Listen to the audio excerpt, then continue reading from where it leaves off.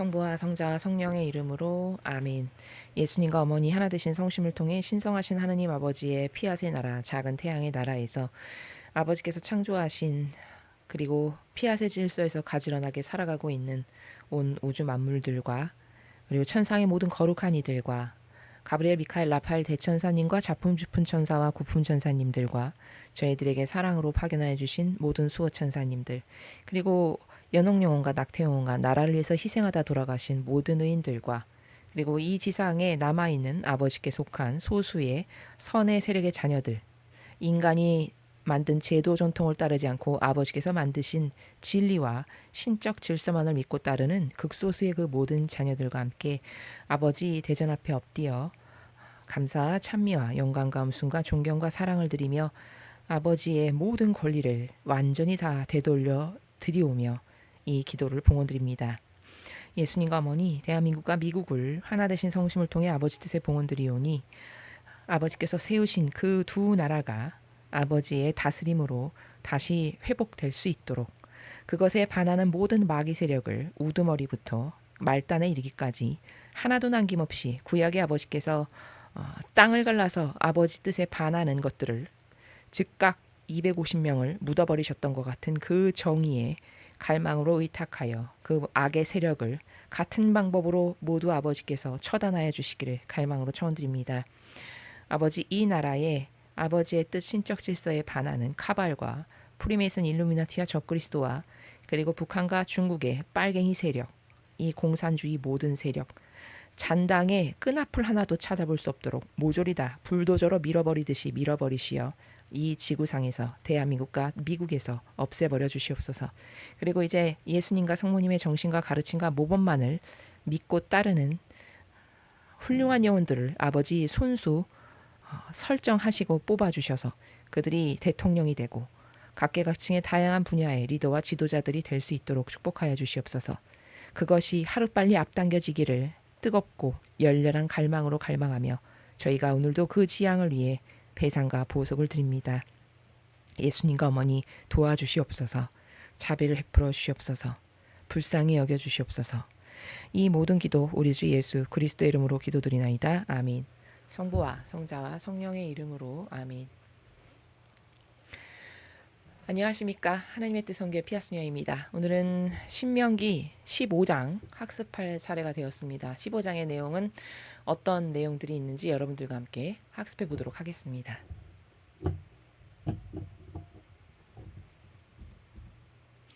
신명기 15장 빚을 삭쳐주는 해, 종에게 자유를 주는 규정, 하느님께 드릴 소와 양의 맛배.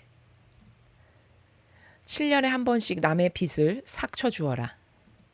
빚은 이렇게 삭쳐주어야 한다. 누구든지 동족에게 돈을 꾸어준 사람은 그 빚을 삭쳐주어야 한다. 동족에게서 빚을 받아내려고 하면 안 된다. 빚을 삭쳐주라는 것은 주님의 이름으로 선포된 명령이기 때문이다. 외국인에게 준 빚은 받아내려니와 동족에게 준 빚은 삭쳐주어야 한다. 너희 하느님 주님께서 너희에게 유산으로 주시어 상속받게 하신 땅에 틀림없이 복을 내려주실 것이다. 그러니 너희 가운데 가난한 사람이 없도록 하여라. 물론 너희가 너희 하느님 주님께서 하시는 말씀을 잘 들어야만 그렇게 될 것이다. 너희는 내가 오늘 내리는 이 모든 명령을 성심껏 실천해야 한다. 너희 하느님 주님께서 약속하신 대로 너희에게 복을 내려주실 것이다. 그리하여 많은 민족이 너희에게 돈을 꾸겠지만 너희가 남에게서 돈을 꾸는 일은 없을 것이다. 많은 민족이 너희 다스림을 받겠지만 너희가 남의 다스림을 받진 않을 것이다. 너희 하느님 주님께서 주시는 땅에 어느 한 성읍에 동족으로서 가난한 사람이 있거든 너희는 인색한 마음으로 돈을 움켜잡거나 그 가난한 형제를 못 본 채 하지 마라. 손을 펴서 그가 필요한 만큼 넉넉하게 꾸어주어라. 빚을 삭쳐주는 해 제7년이 얼마 남지 않았구나 하며 인색한 생각이 들어 가난한 형제를 냉대하여 꾸어주지 않는 일이 없도록 마음에 다짐하여라. 그가 너희를 걸어 주님께 부르짖으면 너희에게 죄가 돌아올 것이다. 시원스럽게 꾸어주어라. 주면서 아깝다는 생각을 하지 마라. 그리하여야 너희 하느님 주님께서 너희가 손을 대는 모든 일에 복을 내려주실 것이다. 그렇다고 하여 너희가 사는 땅에서 가난한 사람이 없어지진 않을 것이다. 너희가 사는 땅에는 너희 동족으로서 억눌리고 가난한 사람이 어차피 있을 것이다. 그러므로 이렇게 너희 손을 뻗어 도와주라고 이르는 것이다. 종에게 자유를 주는 규정. 동족인 히브리인이 남자건 여자건 너희에게 팔려왔거든 6년만 부리고 7년째 되는 해에는 자유를 주어 내보내야 한다. 자유를 주어 내보낼 땐 빈손으로 내보내지 못한다. 너희 하느님 주님께서 복으로 주신 양떼와 타작 마당에서 거둔 것과 술틀에서 짜낸 것을 한 미천 되게 마련해 주어야 한다. 이집트 땅에서 종살이하던 너를 너희 하느님 주님께서 해방시켜 주신 것을 생각하여라. 그러므로 내가 오늘 너희에게 이를 명하는 것이다. 그러나 만일 그 히브리인이 너희와 함께 있는 것을 좋아하여 너희와 너희 집안 식구들을 사랑하고 집에서 나가지 않겠다고 하거든 너희는 그의 귓바퀴를 문에 대고 송곳으로 뚫어라. 그리하면 그는 영구히 너희의 종이 될 것이다. 여종도 그렇게 하여라. 그에게 자유를 주어 내보내는 것을 언짢게 여기면 안 된다. 그가 6년 동안 일한 것을 값으로 치면 품팔이꾼의 품삯 갑절이 되지 않겠느냐? 앞으로 너희 하느님 주님께서 너희가 하는 모든 일에 복을 내려주실 것이다. 하느님께 드릴 소와 양의 맛배. 소와 양의 수컷 맛배는 너희 하느님 주님께 따로 바쳐야 한다. 맛배 황소는 부려먹을 생각을 마라. 맛배 양의 털은 깎아 가질 생각을 마라. 해마다 너희 하느님 주님을 모시고 주님께서 고르신 곳에서 집안 식구들과 함께 그것을 먹어라. 그것이 무슨 흠이 있는 경우, 절거나 눈이 멀었거나 그 밖에 어떤 좋지 못한 흠이 있는 경우에는 그것을 너희 하느님 주님께 잡아 바치지 못한다. 그런 것은 노루나 사슴을 잡아먹듯이 정한 사람과 부정한 사람이 너희가 사는 성 안에서 잡아먹어도 된다. 다만 피는 먹지 못한다. 피는 물처럼 땅에 쏟아버려야 한다. 주님의 말씀입니다. 하느님 감사합니다. 오늘 이제 15장은 이제 사랑에 대해서 말씀을 하시는 건데요. 사랑도 다양한 경계가 있다. 이제 결론부터 이야기하면 그런 내용인데 먼저 이제 지난 시간의 내용을 아주 간단하게 요약 정리를 좀 하고 넘어가도록 하겠습니다. 지난 시간에 우리가 뭘 배웠냐면 아버지께서 정한 것, 부정한 것 이런 걸 가려서 먹을 줄 알아야 된다. 이렇게 알려주시죠 백성들한테. 그래서 뭐 예를 들어 뭐 대세김치라는 건 먹어도 되는데 그렇지 않은 건 먹으면 안 되고 뭐 이렇게 발이 갈라진 거는 먹어도 되는데 그렇지 않은 건 먹으면 안 되고 이렇게 아주 상세하게 하나하나 부정한 것과 정한 것을 구별할 줄 알아야 함을 친히 백성들에게 하나하나 가르쳐주고 계시죠. 근데 이제 그런 걸 보면 우리 어떤 사고방식의 기저의 근간에 내가 부정한 것과 정한 것을 가려야 된다라고 하는 사고방식이 나에게 있는가 이걸 먼저 점검해 봐야 하고요. 요즘 사람들은 그런 것이 굉장히 희박하거든요. 그리고 자칫 잘못하면 그게 미신인 것처럼 여겨요. 근데 그거는 미신이 아니라 이렇게 성경에 아예 대놓고 아버지께서 말씀하시는 중요한 구분할 줄 알아야 하는 하나의 관점이죠. 예. 근데 그러면 그런 걸 왜 가르쳐 주시냐면 부정 타지 말라고 가르쳐 주시는 거죠. 내가 선택한 나를 사랑하는 나와 하나 된 거룩한 백성이 되려면 너가 부정한 것과 정한 것도 골라낼 줄 몰라가지고 아무렇거나 막 부정한 것도 먹어가지고 거룩한 백성에 걸맞지 않는 그런 것을 취하면 곤란하지 이런 말씀이죠. 그러니까 우리를 사랑하시기 때문에 정한 것과 부정한 것을 가릴 줄 알아야 한다라는 걸 가르치시는 그런 내용입니다. 그래서 옛날 어르신들은 그런 것을 가릴 줄 아셨는데 그리고 그걸 되게 중요하게 생각하셨는데 요즘 사람들은 이제 그런 것을 배울 수 있는 어른이 안 계시고 혹은 어른과 같이 살지 않다 보니까 그걸 들은 바도 없고 그걸 뭐 학교에서 가르쳐 주지도 않잖아요. 그렇죠? 뭐 교회에서 그걸 가르쳐 줍니까? 학교에서 가르쳐 줍니까? 그러니까 아무 곳에서도 들은 바 없고 배운 바 없으니까 아예 무개념인 이제 그런 상태를 많이 보는데 그건 본인 영혼에게 굉장히 나쁜 겁니다. 본인 영혼에게 치명타예요. 그래서 그런 걸 가릴 줄 알아야 된다라는 거고 지금 구약에는 이렇게 부정한 짐승, 정한 짐승이라고 예물을 바칠 때 그 기준을 가르쳐 주시지만 이건 신약에서는 예수님은 어떻게 업그레이드된 버전으로 가르쳐 주시냐. 같은 관점인데 예수님은 이렇게 가르쳐 주세요. 너가 어떤 여자가 지나가는데 굉장히 매력적인 여자야. 그래서 음란한 마음을 가지고 그 여자를 이렇게 위아래로 한번 훑어봤어. 그럼 넌 가늠한 거다. 이렇게 말씀하시는 부분이 있죠. 바로 이게 뭘까요? 같은 관점이에요. 구약에는 이런 어떤 재물을 바치는 것이 빈번하게 일어나야 되고 이것이 중요하다 보니까 이들의 일상 생활과 밀접하다 보니까 그것의 위주로 아버지께서 관점을 가르쳐 주신 거고, 신약에 와서는 예수님께서 사람의 그 마음의 미묘한 나라, 그래서 별것 아니라고 간과하고 착각하기 쉬운, 그러나 네가 마음에 그렇게 어떤 음욕을 불러 일으켰어. 그럼 너는 손 한 번 잡지 않았지만 이미 간음한 거다. 이게 본질적으로 부정한 것과 그렇지 않은 것이 무엇인지를 가릴 줄 알아야 되고, 부정한 것은 그렇게 마음 한 번만 삐끗하게 잘못 먹었어도 이미 네 영혼에 잠식해서 들어온 거다라는 것을 가르쳐 주시는, 좀 더 업그레이드된 차원의, 그러나 같은 관점의 차원의 나라에서 예수님이 가르쳐 주시는 거죠. 이해가 되시죠? 이렇게 연결을 지어서도 학습을 할 수 있습니다. 그래서 이제 이런 것들을 가정에서 부모님들께서 아이들이 어렸을 때부터 어떤 것이 부정한 거고 그런 것에 가까이 가면 네 영혼에 그게 들어와서 너도 모르는 사이에 부정이 네 영혼 안에 또아리를 틀고 함께 자라남으로 너가 하나님께로부터 은총받기에 합당하지 못한 영혼이 되게끔 만든다. 이런 것을 집에서 교육을 해야 되겠죠. 예, 그러면 아이들이 어떤 것은 나쁘고 어떤 것은 좋고, 그런 나쁘다는 걸 알면 쳐다도 보지 않을 이런 관점을 가지고 생활을 하겠죠. 그럼 그 아이는 하느님께로부터 복받을 수밖에 없는 영적 환경을 부모의 어렸을 때부터의 교육으로부터 알게 되는 거고 받게 되는 거죠. 이렇게 중요한 겁니다. 이해되시죠? 그래서 요약 정리하면, 하느님 아버지께서 우리를 사랑하시는 신적 사랑의 나라, 그 중에서 부정한 것과 정한 것을 가릴 줄 알므로써 내가 너에게 많은 사랑을 부어넣기에 합당한 영혼이 되게끔 하시기 위한 아버지 사랑의 나라다라는 것을 확인을 했고, 그리고 뭐 또 부연 설명을 하면 11조를 낼 때 하느님께 어떤 마음으로 기꺼이 내야 하는지, 그리고 뭐 3년이면 3년 이런 식으로 그 11조를 모아다가 주변에 너의 동족 중에 가난하고 못 사는 이들에게 그걸 나눠야 한다라고 하는 이런 사랑의 나라도 가르치시는 그런 내용을 우리가 지난 시간에 학습을 했습니다. 오늘도 사실은 신적 사랑의 나라를 가르쳐 주시는 건데요.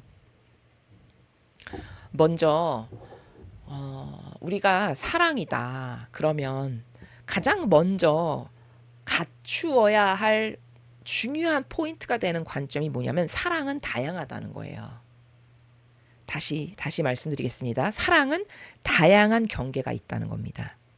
사람마다 사랑의 고유성이 다 다르고 다양한 경계가 있다. 그러니까 하나 되는 사랑이 있는가 하면 존중해야 되는 사랑이 있고 거룩한 무관심으로 대해야 되는 사랑이 있어요. 이게 다 사랑의 나라예요. 그런데 다 다르게 대하는 거죠. 그럼 그 다 다르게 대한다는 거는 잘못된 거냐? 아니요. 사실 다르게 대하는 건 반향에 따라 주는 거기 때문에 가장 올바르고 가장 퍼펙트하게 맞는 거예요. 무슨 말이냐? 예를 들어서 내가 자식이 5이 있는데, 물론 5을 다 사랑하죠. 내가 낳은 자식이니까. 그런데 5명이 부모를 대하는 마음과 정신의 나라가 다르잖아요. 그쵸? 마지는 나랑 열심히 하나 되고 나의 일이 자기 일로 받아들여서 부모의 모든 근심과 걱정을 함께 고민하고 고뇌하고 내 사업을 본인 사업으로 여겨서 책임감과 주인의식을 갖고 돕고 협력하고 이렇게 한다. 예를 들어서. 그러면 그 반향에 걸맞는 사랑을 나도 걔의 반향에 맞춰서 줄 수밖에 없죠. 예, 이렇다라는 거예요. 근데 자식이 5인데 예를 들어서 뭐 셋째야. 그러면 완전 방탕하게 망나니처럼 살고 부모가 돈 좀 있으니까 돈 가져다가 유흥비로나 쓰고 흥청망청 쓴다. 그럼 걔는 비록 내 자식이지만 첫째를 사랑하는 마음과 동등한 나라의 마음에서 걔를 대할 수 있냐? 그럴 수 없어요. 그럼 그건 내 잘못이냐? 아니요. 그 아이의 잘못이에요. 걔의 반향에 걸맞게끔 내가 사랑을 주는 게 지극히 당연한 거라는 거예요. 하느님이 이러하신 분이에요. 그런데 잘 들으십시오.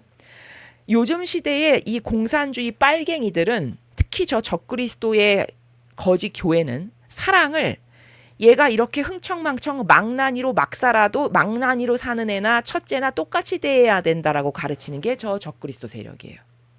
맞나요? 그렇게 가르치고 있잖아요, 실제로. 그래서 그 성경에 근거하지도 않은, 하나님은 근데 그렇게 대하지 않으시거든요. 여기 오늘도 히브리인과 이방인을 철저히 구분해서 대하세요. 맞죠? 여러분도 아까 보셨죠, 본문에서. 이게 맞는 거라는 거예요. 그럼 이건 차별이냐? 차별이 아니라니까요. 제가 얘기했잖아요. 사랑은 반향에 따라 다르게 주는 게 맞는 거예요. 5명의 자식이 있어도 마지가 나랑 하나 된 차원과 셋째는 나랑 하나 되지 않았어. 늘 이기심과 자애심과 지 밖에는 모르고 집안일에 관심이 없고 가져가서 부모 재산 탕진하는 것밖에 하는 일이 없어. 그럼 걔한테는 사랑을 내가 물론 주고 싶지만 쏟아부을 수 없어. 왜? 걔 반향이 그러하니까 그 반향에 맞게끔 줄 수밖에 없는 거예요. 그럼 이게 공정한 거다라는 겁니다. 하느님은 그런 사랑의 나라를 늘 말씀하세요, 성경에서. 맞죠?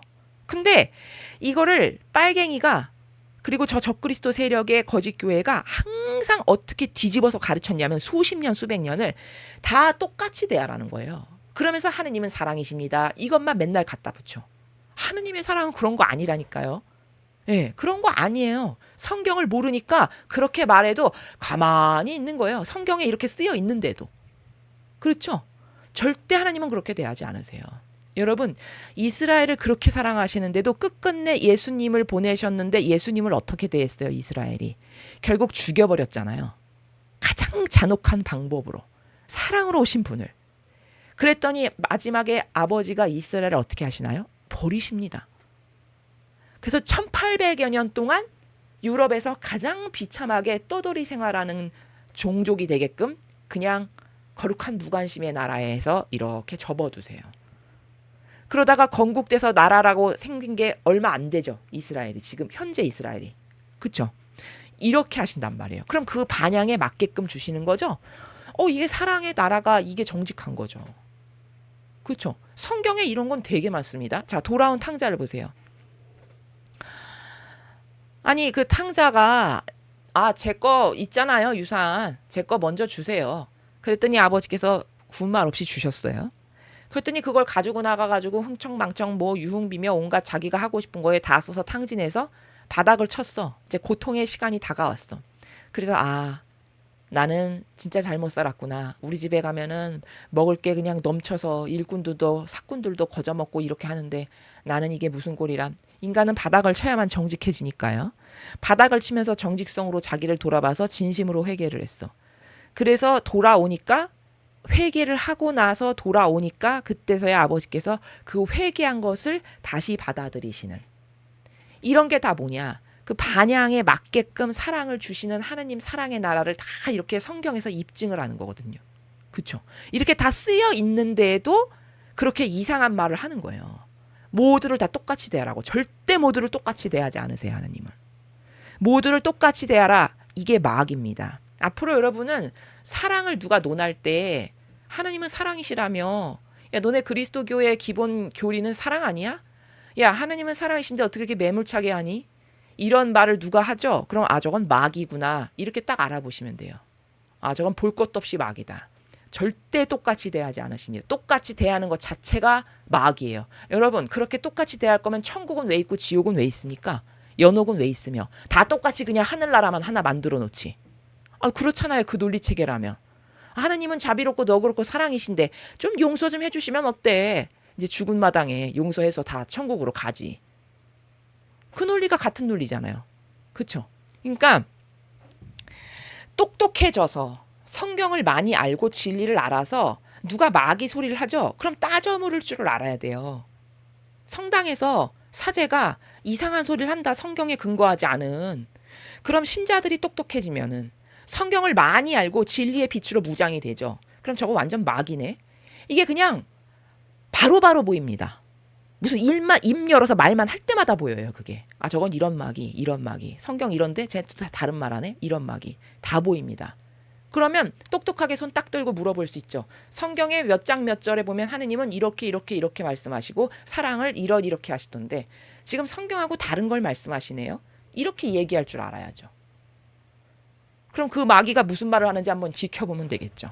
어떻게 변명을 하는지. 그렇죠? 이렇게 똑똑한 사람들이 많아지죠. 신자가. 그러면 감히 함부로 그렇게 말 못합니다. 왜? 창피하니까. 근데 지금은 왜 그렇게 막 아무 소리나 막 떠드냐? 아무도 자기한테 태클을 거는 사람이 없거든.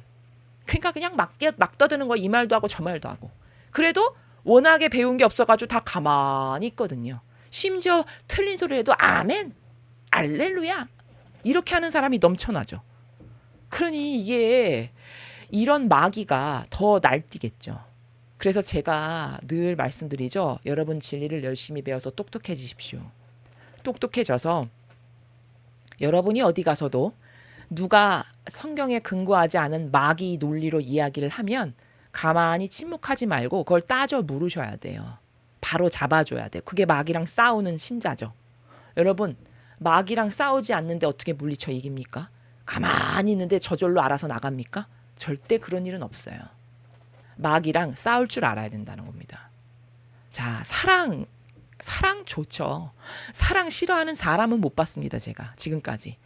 성당 안 다니는 신자도 사랑 엄청 좋아해요. 사랑 얘기하면 다 좋아합니다. 자기 사랑해 주는 거 다 좋아해요. 그러면 도대체 그렇게 온 인류가 좋아하는 사랑이 뭔지는 좀 알고 해야 되겠죠. 예? 본질적인 신적 사랑이라는 것은 가장 거룩하고 아름답고 퍼펙트하며 온갖 고결함, 기품이 가득한 그 고결한 신적 사랑의 나라에 다양한 원리와 관점과 개념이 있는데 도대체 그 신적 사랑의 나라의 원리와 관점과 개념이 뭔지는 알고 내가 그 사랑에 도전도 하고 그런 사랑으로 남을 사랑도 할 줄 알아야 되는 거 아니겠습니까? 그렇죠? 자, 그래서 가장 큰 관점은 뭐냐? 사랑은 다 다양한 경계가 있는 거다. 그리고 반향에 따라서 다르게 주는 거다. 이게 성경에 근거한 사랑의 나라예요. 그러나 마귀는 이걸 완전히 뒤집어서 사랑 다 똑같이 얘가 저렇게 이상하게 반향을 하고 하느님을 무시하고 멸시하고 깔보고 이렇게 해도 하느님은 사랑이시니까 마귀나 하느님의 백성이나 다 똑같이 대해야 돼 너가. 이게 이 빨갱이와 적그리스도 세력이 사랑이라고 감히 떠드는 나라가 이거예요. 이건 완전 마귀라는 거예요. 제가 그래서 자 여러분 트럼프 대통령이 하는 여러 가지 정책 중에 이민자 추방하는 거 있죠. 사람들은 그걸 갖고 이 거짓 뉴스와 빨갱이들은 길길이 날뜁니다. 거품 물면서. 사랑이 없고 지도자가 있지 포용력이 없고 말이야. 아주 무대뽀덕이고 야 저게 히틀러보다 더한 독재지 뭐냐. 이런 식으로 말하는 거잖아요. 웃기는 이야기죠. 예. 왜냐? 아니 여기 지금 하느님도 히브리인과 이방인을 다르게 대하세요. 그렇죠? 아니 그러면 내가 똑바로 된 지도자면 뭐든지 퍼펙트한 건 진리밖에 없으니까 하느님도 저렇게 나랑 하나 된 내 백성, 내 자녀와 나와 하나 되지 않은 자녀를 다르게 대하는 건 지극히 당연한 거예요. 그럼 미국 입장에서도 정식으로 들어온 사람을 내쫓는 게 아니잖아요. 그게. 불법으로 들어온 이민자를 왜 받아줘야 됩니까? 예? 정식으로 들어온 것도 아닌 불법으로 들어온 것을. 여기 하느님의 사랑의 법칙에 근거한다면 그건 아주 추방하고 내쫓는 게 지극히 당연하고 잘하고 있는 거라는 거죠. 그렇게 다르게 대하는 것이 지극히 정상적인 사고방식이라는 거예요.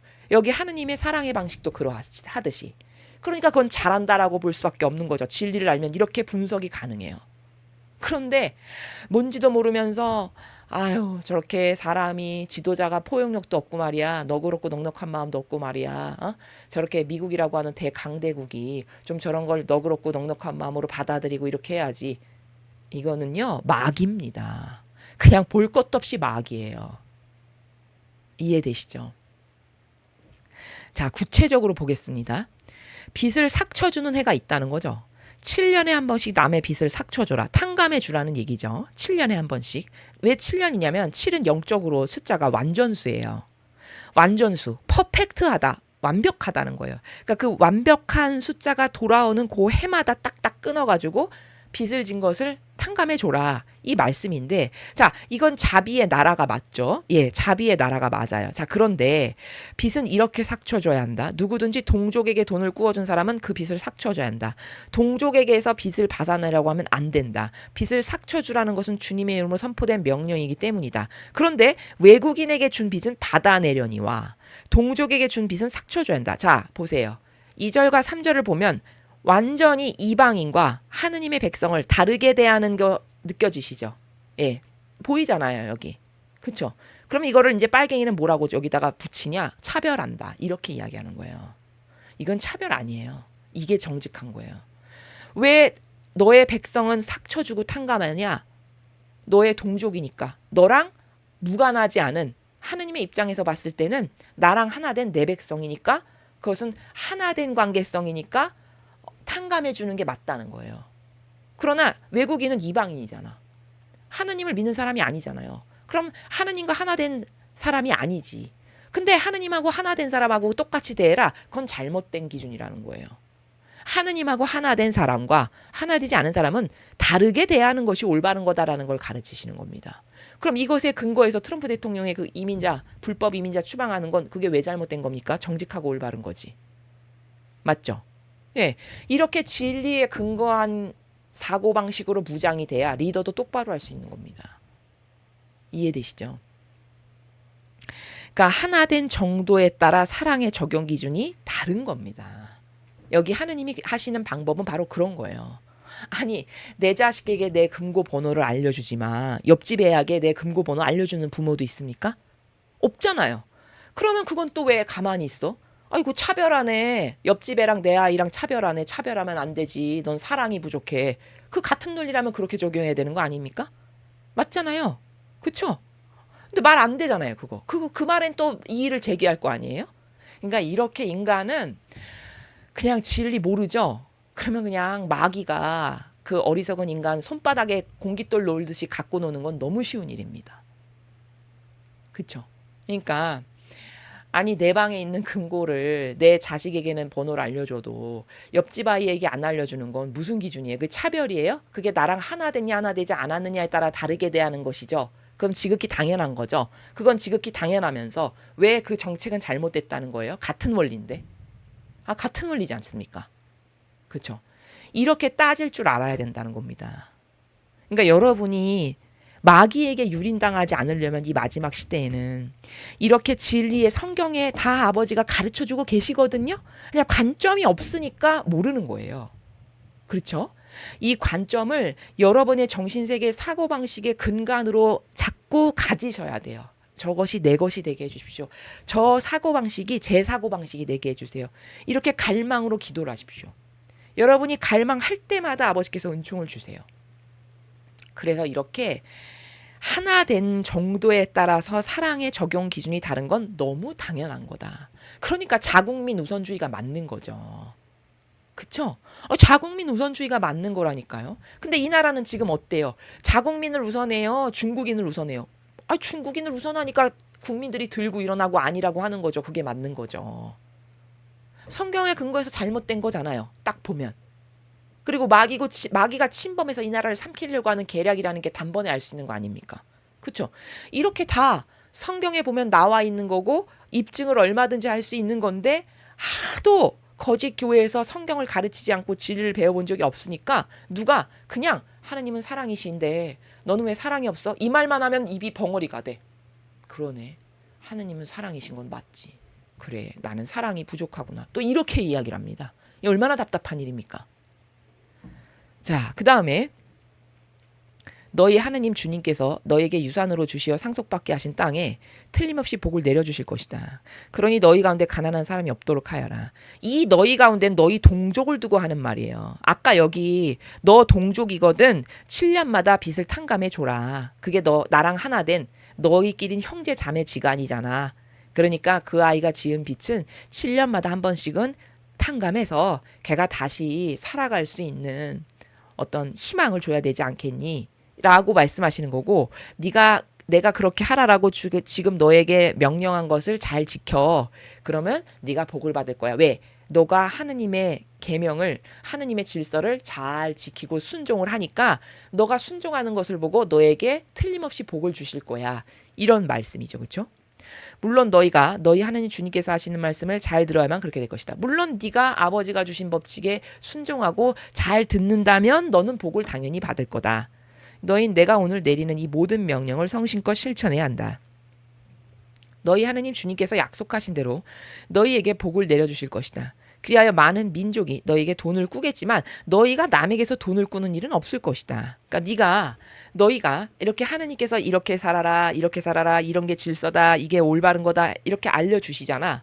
근데 그 질서에 순종하고 그 질서를 너의 질서로 받아들여서 네가 잘 따르지. 그럼 하느님은 제가 나를 믿고 나랑 하나 된 자녀답게 내가 주는 질서와 법칙과 계명을 잘 지키네. 그럼 내가 너를 무한히 축복할 수 있지. 너가 반향을 똑바로 하니까. 자, 여기도 반향에 따라서 주시는 거잖아요, 지금. 맞죠? 네가 나랑 하나 된 자로서 내 법을 그렇게 잘 지켜. 그럼 그게 반향이죠? 너가 반향을 그렇게 똑바로 하니까 너가 반향하는 것에 근거하여 나는 너를 더 복을 줄 수 있지. 그래서 너를 계속 축복하니까 너가 남에게서 돈 꾸고 사는 일은 없게 될 거야. 네가 그렇게 나랑 열심히 하나 되는 반향을 잘하면. 이 말이잖아요. 그렇죠. 많은 민족이 너희 다스림을 받겠지만 너가 남의 다스림을 받지는 않을 거다. 네가 그렇게 나랑 하나 된 반향을 똑바로 잘하고 살아. 그러면 제가 나를 저렇게 사랑해서 내가 주는 계명과 질서를 잘 지키네. 그러니까 내가 너를 계속 축복할 수 있지. 그럼 너는 너가 어디 가서 남을 다스리고 지배하는 거는 할 수 있어도 네가 남의 다스림을 받고 사는 일은 없을 거다. 내가 그렇게 되게끔 사랑의 안배를 너희들한테 줄 거니까. 이런 말씀이죠. 이거 다 뭡니까? 반향에 따라 달린 거라는 거예요. 너가 반향을 잘해. 그럼 나는 너를 계속 축복할 수 있지. 그럼 네가 계속 축복받으면 너는 남에게 아쉬운 소리 안 하고 살아갈 수 있어. 이 말이잖아요. 그렇죠? 반향에 따라 다르게 주시는 게 맞죠. 너희 하느님 주님께서 주시는 땅에 어느 한 성읍에 동족으로서 가난한 사람이 있거든. 너희는 인색한 마음으로 돈을 움켜잡거나 그 가난한 형제를 못 본 채 하지 마라. 자, 여기도 뭐예요? 동족일 때예요. 동족. 그러니까 히브리인 이스라엘 사람일 때. 그럴 때는 너가 그렇게 너무 몰인정하게 말이야. 모른 척하고 그러지 말아라. 그게 남이 아니라 너의 형제 자매고 나랑 하나 된 내 백성이잖니. 그러니까 너는 그를 도와야 돼. 이 말씀이죠. 손을 펴서 그가 필요한 만큼 넉넉하게 구워줘라. 그래서 그가 너무 어려워서 잘 못 살잖아. 그럼 네가 도와줘라. 빚을 삭쳐주는 애 제 7년이 얼마 남지 않았구나 하며 인색한 생각이 들어 가난한 형제를 냉대하여 구워주지 않는 일이 없도록 마음에 다짐하여라. 그가 너희를 걸어 주님께 부르짖으면 너희에게 죄가 돌아올 것이다. 그러니까 7년째가 다가오려면 얼마 안 남았는데 이제 와서 내가 쟤한테 돈을 꿔준다? 그러면 별로 이자도 많이 못 받고 금방 그 빚을 상감해 줘야 되잖아. 그렇게까지 하고 싶진 않은데 요렇게 잔머리 쓰지 말라는 말이죠. 네 형제를 대하는데 그렇게 너가 그 쪼잔하게 그 작은 것 하나에 주파나를 굴리면서 말이야. 이렇게 하면 내가 이득이 더 될까? 이렇게 하면 너무 손해인데 그렇게까지 하고 싶진 않은데 요렇게 잔머리를 쓰지 말아라. 그 말이죠. 그가 너희를 걸어 주님께 부르짖으면 그가 저는 이렇게 가난한데 저희 형제 자매가 저를 돕질 않습니다. 주님. 이렇게 나한테 부르짖어. 하소연을 해. 그럼 너가 그렇게 인색하게 대했던 걸 내가 다 알고 있어서 너한테 곧 죄를 내가 물을 거야. 이 말입니다. 시원스럽게 구워줘라. 주면서 아깝다는 생각을 하지 마라. 그리하여 너희 하느님 주님께서 너희가 손을 대는 모든 일에 복을 내려주실 것이다. 너의 동족을 네가 도와주는 데 있지. 잔머리를 쓰면서 요렇게 할까 저렇게 할까 이렇게 하면 더 손해가 되면 이렇게까지 하고 싶진 않은데 너가 이렇게 잔머리를 쓰지 말고 시원스럽게 꿔줘라. 이런 말씀이죠. 주면서 아깝다는 생각을 하지 말아라. 그렇게 네가 쪼잔한 나라에서 하지 말아라. 그래야 너가 하는 모든 일에 너가 그런 반향을 하고 그런 넉넉하고 너그러운 마음을 가져야 내가 너를 축복을 할 수가 있다. 이런 말씀이죠.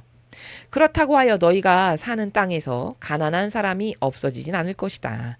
너희가 사는 땅엔 너희 동족으로서 억눌리고 가난한 사람이 어차피 있을 것이다. 그러므로 이렇게 너희 손을 뻗어 도와주라고 이르는 것이다. 자, 네가 그렇게 도와줘도 가난하고 못 사는 사람이 있을 수밖에 없어. 이런 말씀이죠.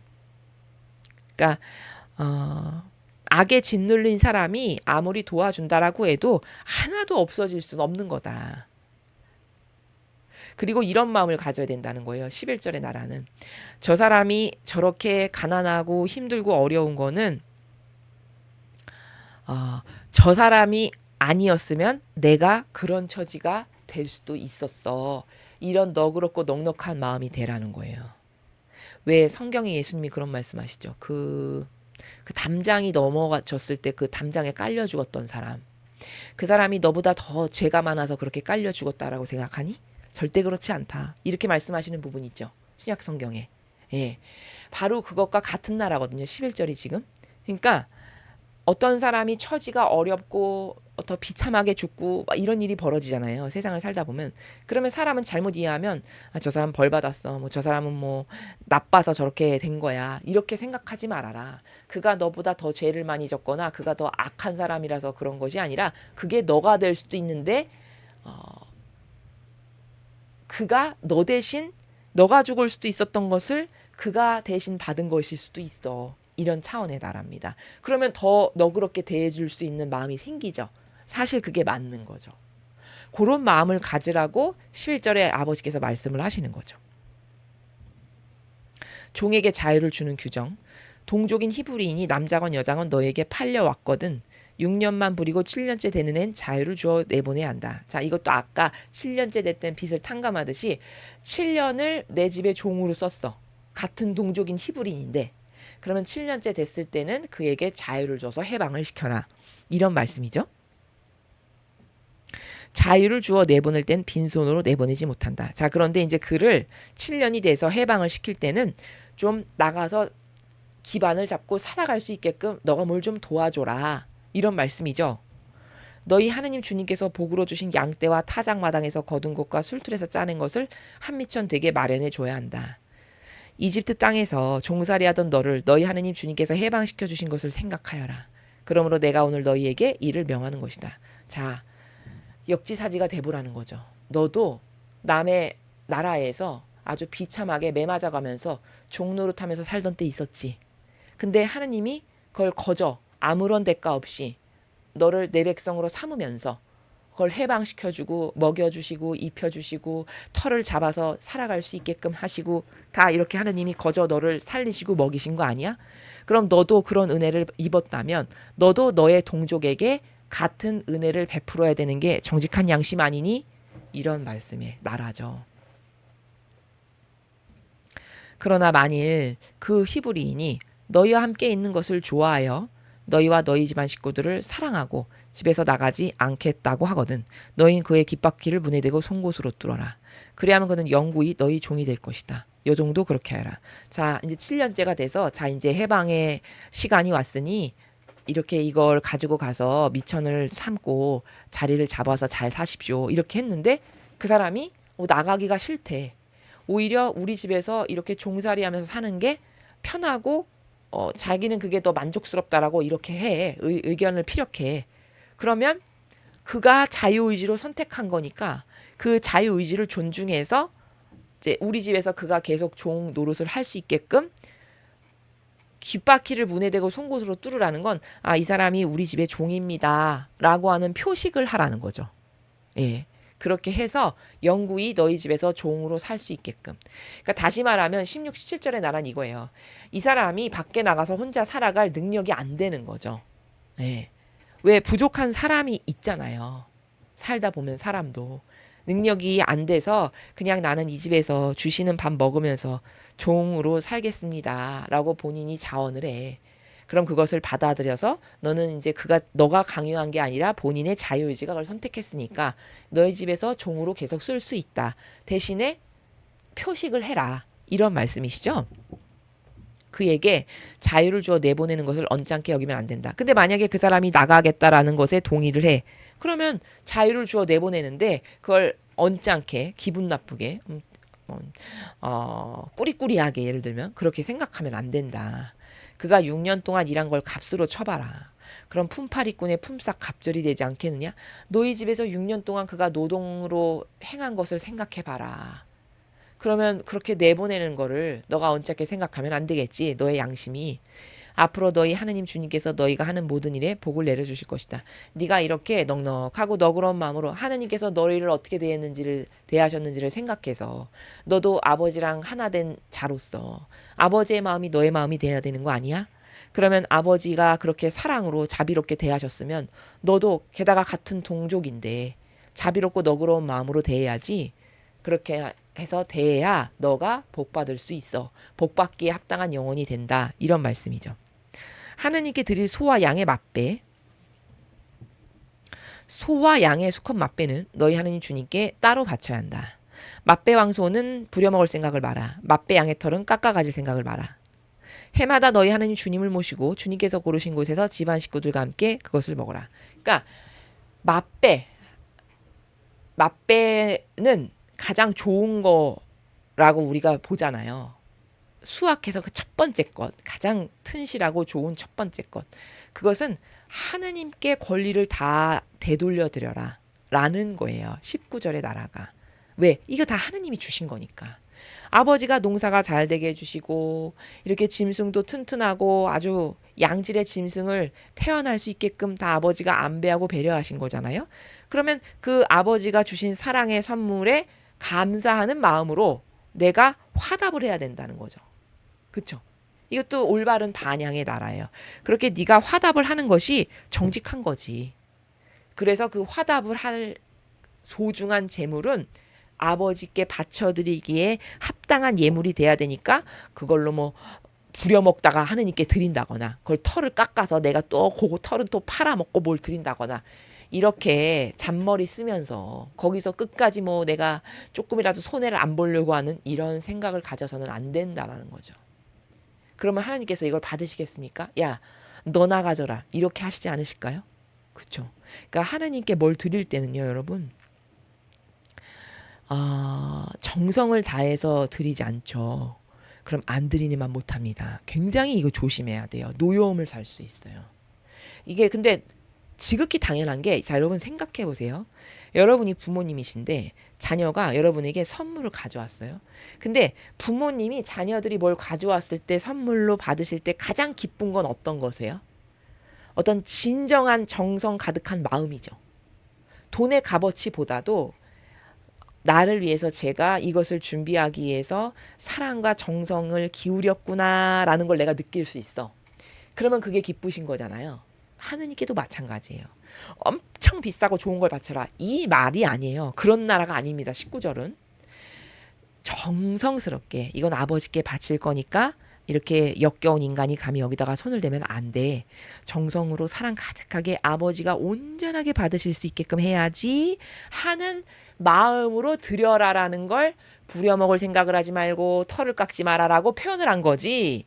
하느님께 막 그냥 엄청나게 비싼 거 그냥 좋은 것만 아버지께는 그냥 비싼 것만 드려야 된다. 이런 나라가 아니라는 거예요. 19절을 이해하실 때 조심하셔야 된다는 거죠. 그래서 우리도 어떤 진정한 선물을 감사하고 고마워하는 거지 뭐 엄청 비싼 거라서 꼭 고마워하는 거는 아니지 않습니까? 올바로 된 인간이라면. 예, 그거 같은 나라입니다. 그리고 이제 그렇게 하느님께 제사를 바칠 때 너희 하느님 주님을 모시고 주님께서 고르신 곳에서 집안 식구들과 함께 그것을 먹어라.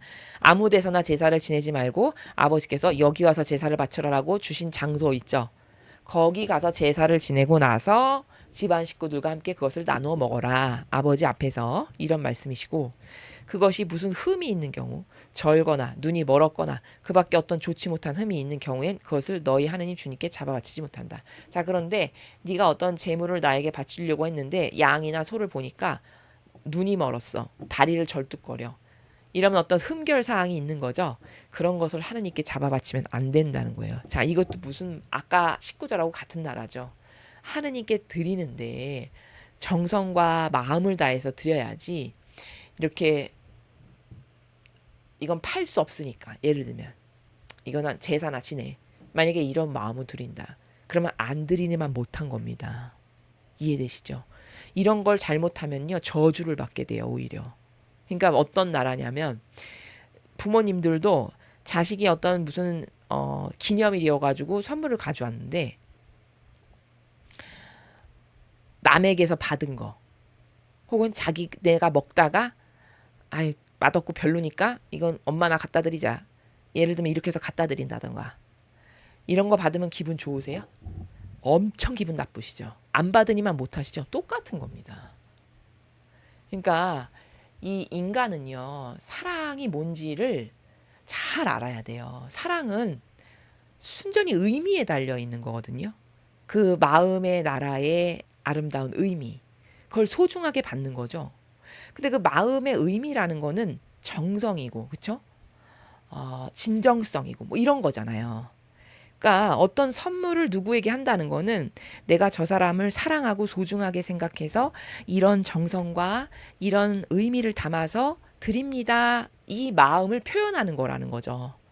근데 그런 마음을 표현하는 것이 이기심과 자애심으로 가득한 인간은요. 그런 정성과 아주 진정한 마음을 소중하게 담아서 표현하는 것조차도 잘 못하는 경우가 많고요. 그리고 요즘 같은 세상에 그렇게 이기심과 자애심과 개인주의가 세면요. 자기가 쓰다가 이상한 거 남은 거 자기가 하다가 못하는 거 이런 거를 남에게 선물이라고 주는 경우도 있어요. 실제로요. 이거 사고방식이 심각하게 병든 거거든요. 그런 사고방식으로 하느님께도 같은 나라에서 뭔가를 하겠죠. 그렇죠? 그 사고방식이 병들면 그럼 이건 잘못하면 저주받는 일이라는 겁니다. 근데 왜 저주받을 수밖에 없는지 여러분 이해가 되시죠? 부모님에게도 선물 잘못하면 반감이나 드리죠. 반감 듭니다. 차라리 안 드리는만 못한 거예요. 사랑과 정성이 없는 것은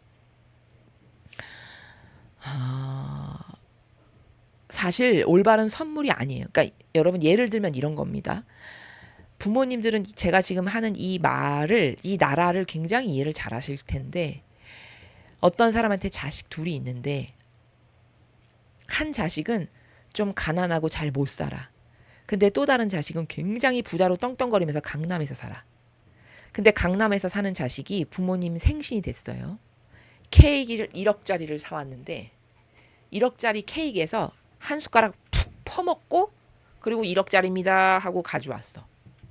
근데 그 가난하고 잘 못 사는 자식은 매일 새벽에 우유 배달을 해서 생계를 이어나가는데 매일 새벽에 우유 배달할 때 항상 한 개를 어머니 아버지 사시는 집 앞에다가 자기 돈으로 그걸 지불하는 거를 늘 새벽 6시에 하나씩 갖다 드려.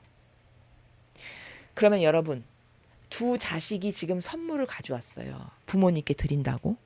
여러분은 어떤 자식의 선물이 더 마음의 감동이 크세요? 당연히 후자에 매일 새벽에 하루도 거르지 않고 그 우유 배달하는 그 자기 돈을 쪼개서 어머니 아버지 집 앞에 손수 본인이 배달할 때 늘 우유 하나씩 가져다 드리는 요 마음이 예쁘시죠? 1억짜리 케이크 가져왔는데 숟가락 하나 팍 퍼먹고 가져온 것보다는. 그렇죠? 그러면 이제 사랑이 뭔지를 아시겠죠? 예, 사랑이라는 거는요. 그렇게 유물론적인 돈의 계산으로서 사랑에 감동을 줄 수 있는 게 아니고요. 마음의 진정성과 정성의 나라 때문에 감동을 받는 겁니다. 그러니까 사람이 병들면요. 사고방식이 병들면 아니 그까짓 거 우유 몇백 원 몇천 원밖에 안 하는 게 무슨 그거 선물이라고. 아니 1억짜리 케이크는 그 숟가락 한 숟가락 퍼먹었어도 9천만 원어치는 남았겠네. 아무리 그 한 숟가락이 크다라고 해도 9천만 원짜리가 더 좋은 거지. 이렇게 생각하는 사람도 이 시대는 있습니다. 이건 완전히 마귀가 점령한 거거든요. 그런 사고방식이니까 진정성의 사랑이 뭔지를 모르는 거예요. 이해가 되시죠? 그래서 사랑이 도대체 뭔가 그건 아주 진실하고 진정한 마음의 나라다. 그 마음의 소중함을 아는 사람만이 하느님께도 같은 마음의 나라에서 사랑과 진정성을 드릴 수 있는 거고, 하느님은 그런 진정한 마음을 보시고 감동을 받으시는 거지, 1억짜리 케이크에 숟가락 하나 퍼먹어서 9천만 원짜리니까 그래도 큰 선물 아니야? 이렇게 가져오는 거는요, 오히려 역겹게 생각을 하십니다. 근데 그 마음의 나라를 여러분도 부모님이시라면 잘 이해가 되시죠? 그래서 지금 21절이 그런 나라를 우리들에게 가르쳐 주시는 거거든요. 우리는 사랑이, 인간은요, 사고방식이 심각하게 병들었기 때문에 사실 특히 이 시대의 현대인들은 사랑이 뭔지를 잘 몰라요. 사랑이 뭔지를 모르니까 그렇게 이혼도 쉽게 하는 거고, 그렇게 배신도 밥 먹듯이 하는 거거든요. 진짜 사랑이 뭔지 아는 사람은요, 절대 배신이나 이혼을 하기가 어려워요. 그 사랑의 마음의 나라에 진정성을 담고 사는 사람이라면요. 아시겠죠? 그래서 내가 사고방식이 신적인 걸로 달라지지 않으면 나는 사랑도 똑바로 알 수 없고, 내가 그렇게 뒤틀린 사고방식을 하면 하느님께도 감동을 드리는 사랑을 드릴 수가 없다라는 걸 여러분이 잘 아셔야 되고요. 올바른 사랑이라는 건 다 의미에 달린 거다. 내가 진실하고 진정으로 아주 정직하게, 그리고 소중하게 여길 줄 아는, 그리고 감사하게 여길 줄 아는 그런 마음의 나라를 지니고 있는 사람인가, 본인을 먼저 점검을 하고, 그런 마음의 나라에서 항상 하느님께 무엇이건 최우선적으로 먼저 드리고자 하는 마음이 나에게 있는가, 이런 걸 점검을 하셔야 된다는 거죠. 그런 것은 노루나 사슴을 잡아먹듯이 정한 사람과 부정한 사람이 너희가 사는 성 안에서 잡아먹어도 된다. 자, 이렇게 부정한 거, 흠결이 있어, 절거나 눈이 멀었거나 막 이런 게 있어. 그런 짐승은 너희끼리 알아서 잡아먹어라. 그건 감히 하느님께 잡아바치면 안 된다. 이렇게 가르쳐 주는 거죠. 다만 피는 먹지 못한다. 피는 물처럼 땅에 쏟아버려야 된다. 자, 지난 시간에 배웠죠? 지지난 시간이었나? 피는 생명을 상징해요. 그러니까 함부로 인간이 피를 다루면 안 돼요. 생명은 하느님께만 속한 거고 하느님의 소유예요. 아버지가 주신 거니까, 생명은. 그러니까 감히 인간은 그 생명 자체를 상징하는 피를 먹거나 취해서는 안 돼요. 이거는 아버지께만 드려야 되는 겁니다. 그래서 피를 대할 때 함부로 대하지 못하게 하시고 절대 먹지 못하게 하시는 거죠. 오히려 땅에 그냥 쏟아버려라, 이렇게 말씀하시는 나라를 우리가 여기서 하나 또 발견할 수 있습니다.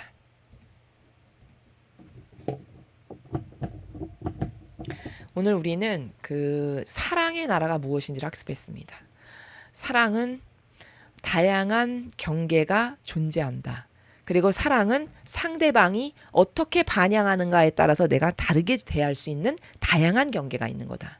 그래서 가족은 하나 되어야 되는 관계고, 그 다른 어떤 이웃이나 친척이나 친지들은 존중하는 나라에서 사랑을 베풀어야 되는 거고, 그 다음에 하느님의 자녀가 아닌, 이 선의 세력이 아닌 마귀들은 그냥 거룩한 무관심의 나라에서 대해야 되는 거다. 이렇게 경계가 다 다양하다는 겁니다. 근데 이게 다 사랑이라는 거예요. 근데 마귀는 이 사랑을 하나로 묶어서 너는 마귀도 끌어안아야 되고 하느님의 백성도 똑같은 정신과 마음의 나라에서 끌어안아야 되고, 이렇게 가르치는 건 이건 다 마귀예요. 절대 하느님은 그렇게 하지 않으셨어요. 오늘도 여러분 보셨죠? 히브리인과 이방인을 완전히 다르게 대하시는. 근데 마귀는 항상 이런 케이스가 있죠. 그럼 차별하네. 야, 왜 다르게 대해? 하느님은 사랑이시라면서. 이런 식으로 말하는 건 이제 다 마귀라는 새로운 관점, 여러분 여기에다가 오늘 장착하시기 바랍니다. 그러니까 저 거짓 교회가 맨날 영혼을 속이는 게 뭐죠? 맨날 우려먹는 게 사랑이에요. 하느님은 사랑이십니다. 그러니까 못도 받아들여야 되고, 못도 받아들여야 되고, 못도 받아들여야 되고. 하느님은 분명히 그런 케이스에 징벌을 하시고 다 쓸어버리시고 없애버리셨는데 우리는 다 받아들여야 된다는 거예요. 그럼 하느님의 질서하고는 정반대의 다른 것을 가르치고 강요하는 거네요. 이게 마귀라는 거예요. 아시겠죠? 이건 절대 착한 거 아닙니다. 완전 마귀예요. 이런 마귀에게 절대 속으면 안 된다는 거고, 그 다음 두 번째 우리가 오늘 배운 것 중에 사랑의 나라를 도대체 이해할 수가 있나, 현대인은. 사랑은 유물론적인 것에 달려있는 게 아니고 그 마음의 진정성, 아주 진실함, 정직함, 양심의 나라에서 소중하게 여길 줄 아는, 이게 사랑의 본질인데 도대체 이렇게 소중하게 여길 줄 알고 그걸 나의 전부로 받아들이는 이런 마음의 나라가 현대인에게 있나? 없다는 거죠. 없다는 걸 사회 현상으로도 알 수 있는 게 그러니까 이혼율도 높고 그러니까 배신도 밥 먹듯이 하는 거라는 거죠. 절대 신적 사랑을 아는 사람은 함부로 아무나 받아들이거나 하나 되지도 않지만요. 일단 하나가 됐죠. 그러면 하나가 되기 전에는 검토를 많이 해봐야 되겠지만 검토가 끝나서 하나가 됐어. 그럼 하나 된 것을 절대 버리지 않아요. 이게 신적 사랑의 나라를 아는 사람의 사고방식과 정신세계 수준이에요. 그러니까 이런 거죠. 결혼을 똑바로 해야 되겠다. 그러면 결혼하기 전에 따져봤어야 되는 거예요. 맞죠? 결혼하기 전에 저 사람이 하느님을 사랑할 수 있는 사람인가? 그 다음 내가 저 사람을 위해서 희생하고 싶은가? 저 사람이 행복하고 저 사람이 좋아지는 것이 나의 기쁨인가? 이런 몇 가지의 카테고리로 점검을 해봐야 돼요. 근데 내가 진짜 그러고 싶다. 아, 저 사람 하느님을 인정하는 사람이야. 그리고 내가 저 사람을 위해서 희생하는 걸 내가 영예로 여기고 기꺼움으로 여길 수 있어. 그 정도는 되는 사람이야. 그러면 결혼할 수 있어요. 해도 돼요. 자, 근데 결혼을 했어. 근데 모든 사람은 부족하니까 결혼했는데 여러 가지 다른 어떤 부족한 것들이 보이고 나와 맞지 않는 다른 기타 등등이 보일 거 아니에요. 그때는 하나 되기로 생각하고 받아들여서 결혼을 했기 때문에 그 이후에는 딴 마음을 절대 먹으면 안 돼요. 무엇이 됐건 간에. 그게 하느님의 질서의 나라예요. 그러나 그 전에는 따져봐야 된다. 따져볼 거면은 결혼하기 전에 따져봐야 된다는 거예요. 하나 되고 싶은 사람인지를. 근데 하나 되려고 마음 먹어서 하나 됐어. 결혼한 게 하나 된 거거든요. 그럼 그 이후에는 어떤 어려움과 고통이 다가오더라도 그것을 내가 수용하고 받아들이고 이걸 개선해서 두 사람이 행복하게 더 신적 질서에서 하느님을 사랑하는 방향으로 나아가도록 모색하고 도모를 해야 되는 것이지, 그 이후에는 딴 맘을 먹고 아 이건 안 맞으니까 안 돼 이렇게 해서 잘라버리고 내가 배신을 한다, 이런 건 하느님의 질서에 사랑의 나라에 맞지 않는 선택이라는 겁니다. 잘 아시겠죠? 예. 그래서 이런 것이 투철한 나의 사고방식과 정신과 질서 체계가 돼야 돼요. 그러면 실패를 줄이죠. 예, 실패를 줄일 수가 있는 겁니다. 그러니까 결혼하시기 전에 미혼 남녀분들은 반드시 진리를 배우고 도대체 사랑이 뭔지를 배워야 돼요. 그래야 여러분이 올바르된 나의 짝을 고를 수도 있고요. 결혼한 다음에도 행복하게 그래야 살 수 있어요. 진리를 알아야. 이해되십니까? 여러분, 신적 사랑의 나라는요, 이 지상에는 존재하지 않는데요. 성모님을 뵈면요, 어느 정도로 그 사랑의 나라가 아름답냐면요, 예수님이 먼저 돌아가셨잖아요. 근데 예수님이 너무 보고 싶어서 혼절하셨다라고 나와요. 그 마라나타에서 주시는 묵주기도에 보면 그런 부분이 있어요. 혼절했다라고 나와요. 그럼 여러분 생각해 보세요. 이 지구상의 부부관계로 살아가는 사람 중에 저 사람이 너무 보고 싶어서 혼절하는 사람 보셨어요? 저는 지금까지 못 봤어요. 여러분 주변에 계신가요? 아마 오히려 더 속 시원해하지 않나요? 원수로 여겼는데 빨리 죽으면? 그쵸? 제가 예전에 외부에 일이 있어서 나갔다가 그 버스 정류장에서 버스를 기다리는데 그 한 60대 후반, 70대 초반 되시는 어머니들이신 것 같아요. 대략. 뭐 3, 4, 5 이렇게 앉아서 이야기를 나누시는데 저도 이렇게 앉아 있는데 그냥 들리잖아요. 말씀을 크게 하시니까. 근데 그분들이 나누시는 대화가 제가 옮기자면은 이렇게 나이가 들면은 아주 그냥 너무 지긋지긋해가지고 남편이 베갯잎 냄새도 맡기 싫은 게 너무 지극히 당연한 일이라는 나라에서 말을 하시더라고요. 그래서 막 깔깔깔깔대고 막 웃으셨어요. 그런 말을 서로 하면서 너무 공감된다 이거죠. 그 정서가. 나도 그런데 너도 그러냐 막 이러면서 칼칼칼칼거리면서 막 그런 말 하면서 웃으시더라고요. 근데 제가 그 얘기를 딱 듣는 순간 참 씁쓸하다 이런 생각이 들었거든요. 제가 왜 씁쓸하다는 생각을 하냐면, 자 여러분 생각해 보세요. 아니 그래 한평생에 맺은 열매가 그 사람하고 결혼해서 하나 돼서 산 거잖아요. 그렇죠? 결혼 생활을 했다면 예를 들어서 60, 70이 됐다면 60, 70 평생을 한 집에서 같이 밥 먹고 같이 잠자면서 같이 산 사람인데 결국은 맺은 열매가 그렇게 지겨워한다. 그렇게 지겨운 걸로 끝난다. 그럼 본인 인생에서 남는 게 도대체 뭔가요? 허탈함 자체 아니에요? 그쵸? 근데 그게 좋다라고 낄낄낄낄 대면서 웃으시는 거예요. 그걸 농담이라고 하면서. 제가 그걸 들으면서 저분들이 진리를 알면은 저렇게 살진 않을 텐데 제가 이렇게 생각했거든요. 저분들한테 사랑이 뭔지를 가르쳤다라면 젊은 시절부터 교회가 똑바로 도대체 신적 사랑이 왜 위대하고 아름답고 고결한지 왜 그 가치가 무궁무한한지를 조금씩이라도 가르쳤다면 저 지경이 되진 않았을 텐데 저렇게 지겨워하면서 그걸 농담이라고 이야기하면서 낄낄대면서 웃어가는 그런 저열한 나라로 인생의 끝맺음을 하는 그런 사람으로 살다 죽지는 않을 텐데 참 안타깝다. 제가 이 생각을 했습니다. 여러분은 어떻게 생각하십니까? 제 말이 맞나요? 네.